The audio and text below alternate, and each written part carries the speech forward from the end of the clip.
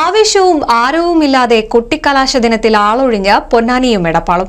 ഏതാനും വർഷങ്ങൾക്ക് മുൻപ് വരെ തിരഞ്ഞെടുപ്പിനോടനുബന്ധിച്ച് എടപ്പാൾ ടൗൺ, പൊന്നാനി ചമ്രവട്ടം ജംഗ്ഷൻ കേന്ദ്രീകരിച്ച് നടത്തിയിരുന്ന കൊട്ടിക്കലാശം ഇത്തവണ നടത്തിയില്ല.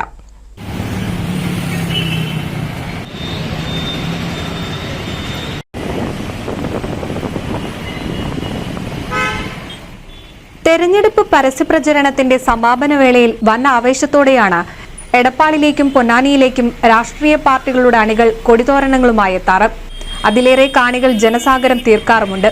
നിരവധി സമരമുഖങ്ങൾക്കും പ്രകടനങ്ങൾക്കും വേദിയായ എടപ്പാൾ ടൗൺ എന്നാൽ ഇന്ന് മയക്കത്തിലാണ്ട പ്രതീതിയാണ് തീർത്തിരിക്കുന്നത്.